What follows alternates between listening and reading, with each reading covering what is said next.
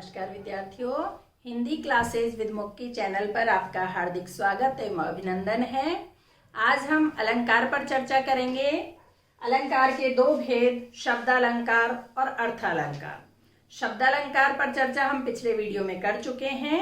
आज अर्थालंकार पर चर्चा करेंगे। अर्थालंकार, जैसा कि शब्द से ही पता चल रहा है, अर्थ प्लस अलंकार मिलके शब्द बना है, यानी कि अर्थ के आधार पर काव्य की सौंदर्य वृद्धि सौंदर्य में जो बढ़ोतरी होती है, सौंदर्य बढ़ता है, अर्थ के आधार पर या अर्थ के कारण बढ़ता है, उसे अर्थालंकार कहते हैं। इसके भेद देखिए। पहला, उपमा अलंकार। उपमा शब्द उप धन मा दो शब्दों से मिलकर बना है। उप यानी होता है समीप और मा यानी मापना, यानी समीप से मापना। दो चीजों को समीप से मापना या दो चीजों में समानता होने के कारण उनको एक दूसरे की उपमा दी जाती है, वहां उपमा अलंकार होता है। जहां किसी वस्तु की रूप, गुण, हाव भाव संबंधी विशेषता प्रकट करने के लिए अन्य वस्तु से समता प्रदर्शित की जाती है। समता ध्यान रखिए, यानी समानता प्रदर्शित की जाती हो, वहां उपमा अलंकार होता है। उपमा अलंकार के 4 अंग होते हैं: उपमेय, उपमान, वाचक शब्द और साधारण धर्म। तो उपमेय क्या होता है? देखिए, जिसकी तुलना की जाती है। कोई साधारण वस्तु होती है, साधारण चीज होती है, जिसकी तुलना की जाती है, उसे उपमेय कहते हैं। उपमान, जिससे तुलना की जाती है, वो प्रसिद्ध वस्तु होनी चाहिए। प्रसिद्ध उपमान हमेशा प्रसिद्ध होता है और उपमेय साधारण होता है। वाचक शब्द यानी समानता बताने के लिए सम, सा, सी, से, सदृश, जैसे, समान, सरिस, तुल्य आदि शब्दों का इस्तेमाल किया जाता है। साधारण धर्म यानी समान गुण। दोनों में समान कौन कौन से गुण हैं जिनके कारण उनकी तुलना की गई, उनकी उपमा दी गई, उन गुणों के बारे में भी उस वाक्य में लिखा होता है। उसके बाद उदाहरण देखेंगे। पीपर पात सरिस मन डोला। इसमें पीपर पात, सरिस, मन डोला 4 अंग जो मैंने उपमा अलंकार के आपको बताए हैं: उपमेय, उपमान, साधारण धर्म और वाचक शब्द। तो देखिए, समानता बताने के लिए सरिस इसमें है वाचक शब्द।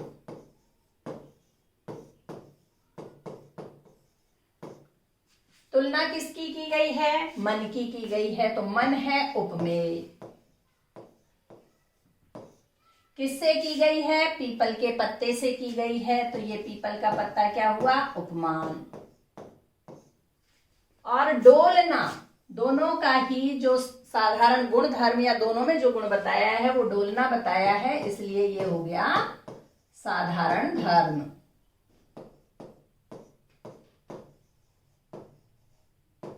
ठीक है, अगला उदाहरण देखिए।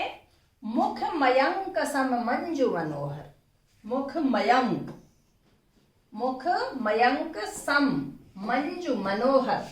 सम वाचक शब्द आ गया है। मुख किसके समान है? मयंक के समान। मयंक होता है चंद्रमा, चांद। तो मुख चांद के समान सुंदर है, तो यहां किसकी तुलना की गई? मुख की तुलना की गई। किससे तुलना की गई? चांद से तुलना की गई।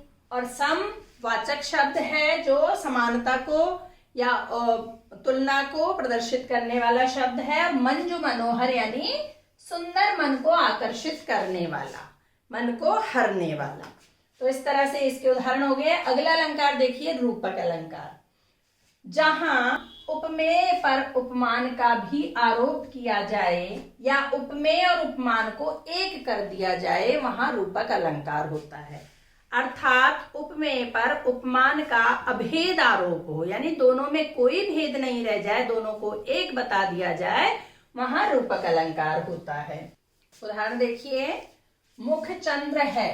मुख और चंद्र में कोई अंतर नहीं है, यानी मुख ही चंद्र है और चंद्र ही मुख है, यहाँ वाचक शब्द नहीं होता है।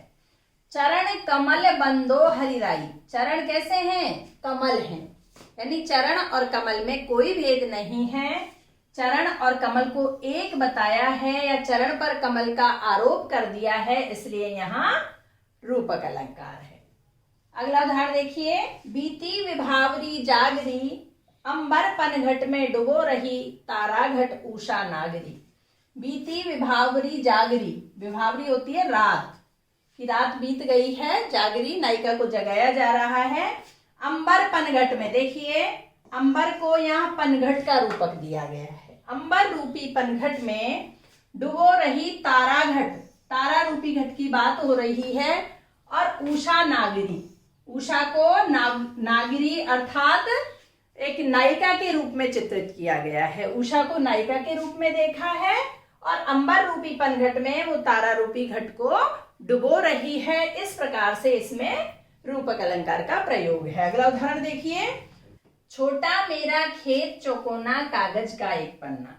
ये कवि उमाशंकर जोशी जी की एक कविता है जिसमें उन्होंने कागज के पन्ने को एक खेत का रूपक दिया है। जिस प्रकार से किसान के लिए फसल उगाने के लिए खेत होता है, वैसे ही कवि अपनी फसल यानी कविता रूपी जो फसल उगाता है उसके लिए कागज के एक पन्ने की जरूरत होती है। तो छोटा मेरा खेत चौकोना, यानी खेत भी चौकोना होता है, 4 कोने वाला होता है, और कागज का पन्ना भी 4 कोने वाला है, तो इस कागज के पन्ने को खेत कहा है। अगला अलंकार देखिए। उत्प्रेक्षा अलंकार। उत्प्रेक्षा में उपमेय में उपमान की संभावना व्यक्त की जाती है या कल्पना की जाती है। तो इसमें कुछ वाचक शब्द होते हैं।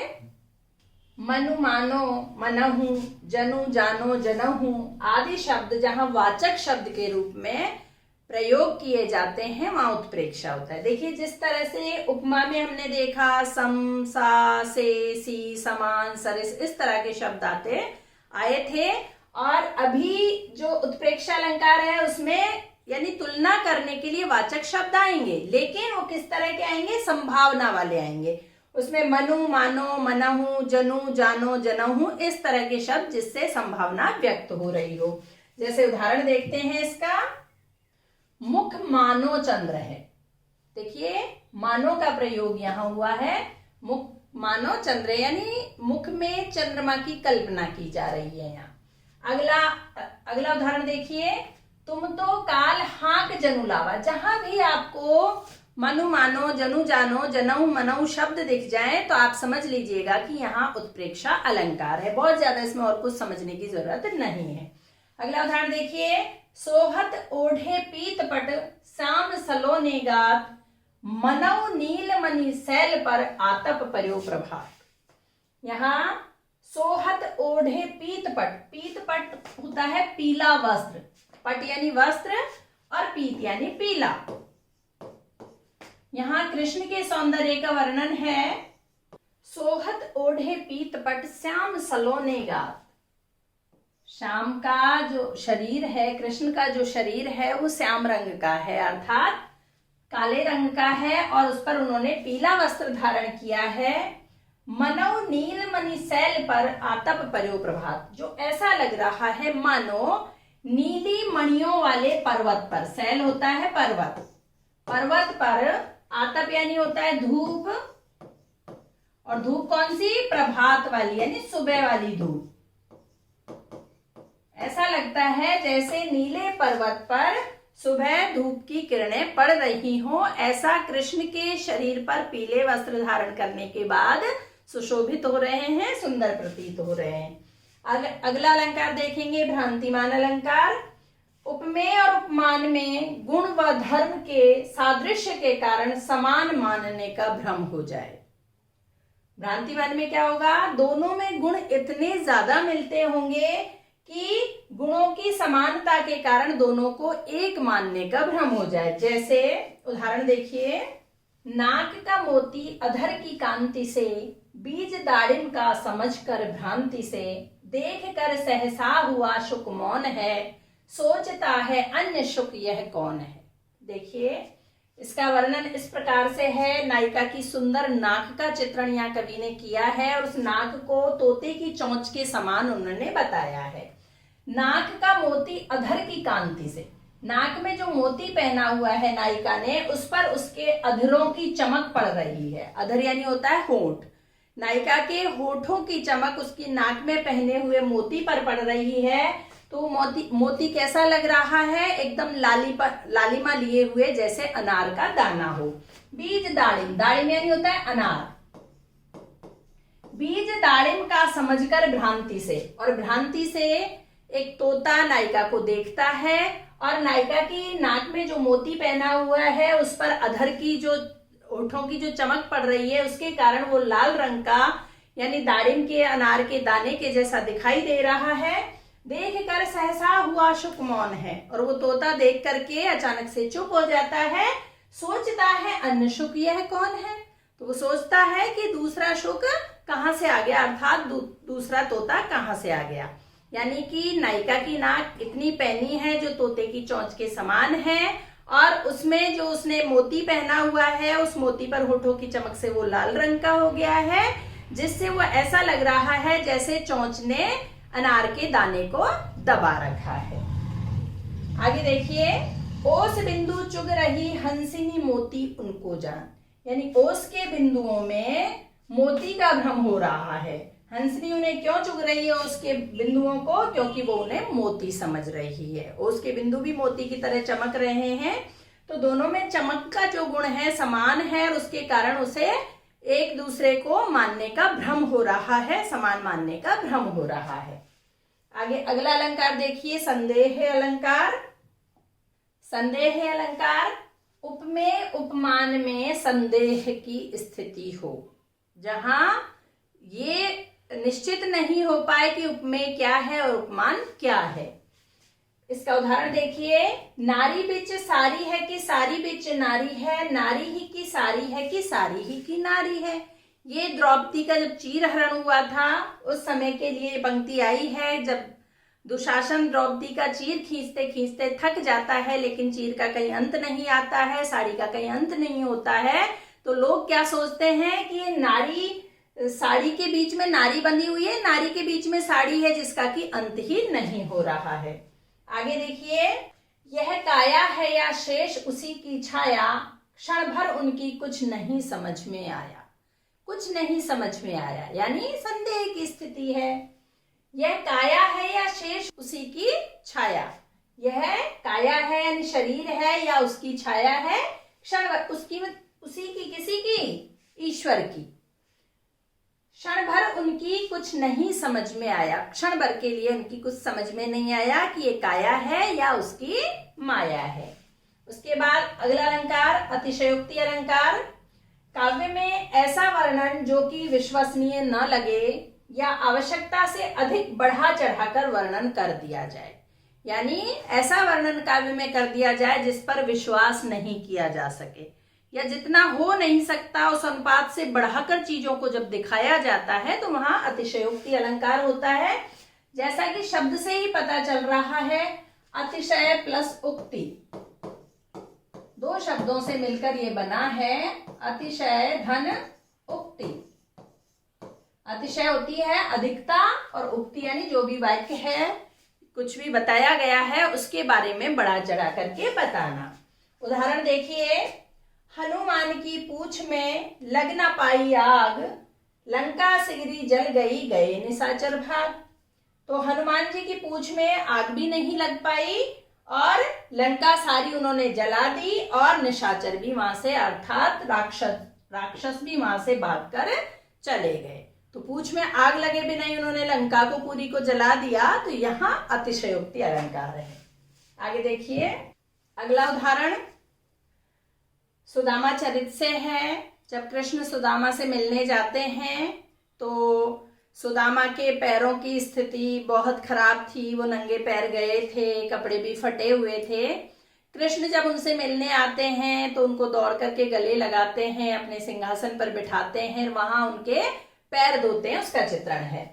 पानी परात को हाथ छुयो नहीं, नैनन के जल सो पग धोए, कि परात के पानी को तो हाथ से छुआ तक नहीं और नैनों में इतना पानी आया, अर्थात कृष्ण इतना रोए कि नैनों के जल से ही पैर धुल गए। तो यहाँ अतिशयोक्ति हो गई। और अंतिम उदाहरण देखिए इसका, ये बिहारी जी का बहुत ही खूबसूरत सा दोहा है।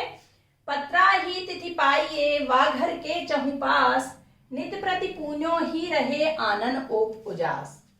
पत्रा यानी पंचांग, कैलेंडर जिसको कहते हैं। पत्रा ही तिथि पाइये वा घर के चहु पास, यहाँ नायिका का सुंदर चित्रण किया गया है और अतिशयोक्ति में बताया गया है, यानी सुंदरता का इतना बढ़ा चढ़ाकर चित्रण किया गया है जो कि विश्वास के योग्य नहीं है। देखिए, नित्य प्रति पून्यो ही रहे आनन ओप उजास। शब्दार्थ देखेंगे, पत्रा यानी होता है पंचांग, पून्यो यानी पूर्णिमा। और आप जानते हैं पूर्णिमा को चांद पूरा दिखता है और इतनी चांदनी रहती है, लेकिन दूसरी तिथियों को यानी पूर्णिमा के अलावा अन्य तिथियों में ऐसा नहीं होता है। आनन यानी होता है मुख, ओप उजास यानी चमक, मुख की चमक। तो नायिका के बारे में बिहारी जी कहते हैं कि पत्रा ही तिथि पाइये वा घर के चहु पास। नायिका के घर के आसपास आप तिथि का अनुमान नहीं लगा सकते हैं, वहां तो आपको पंचांग देखकर ही पता चलेगा, क्योंकि नित्य प्रति पून्यो ही रहे। नित्य प्रति यानी रोजाना, रोजाना वहां पूर्णिमा ही रहती है। क्यों रहती है? आनन ओप उजास, नायिका का जो चेहरा है वो चांद की तरह चमकता है और उसकी चमक, उसकी चांदनी चारों तरफ बिखरी रहती है, जिससे उसके घर के आसपास सदैव पूर्णिमा होने का ही भ्रम रहता है। पूर्णिमा ही रहती है, इसलिए पंचांग देखकर ही पता चलता है कि कौन सी तिथि है। आज अलंकार यहीं समाप्त करते हैं। आज अलंकार जो समझाए आपको समझ में आए होंगे। समझ में आए, वीडियो अच्छी लगे तो लाइक कीजिएगा, शेयर कीजिएगा और कमेंट कीजिएगा। आप मेरे चैनल पर नए हैं तो चैनल को सब्सक्राइब करना बिल्कुल ना भूलें। वीडियो देखने के लिए बहुत बहुत धन्यवाद।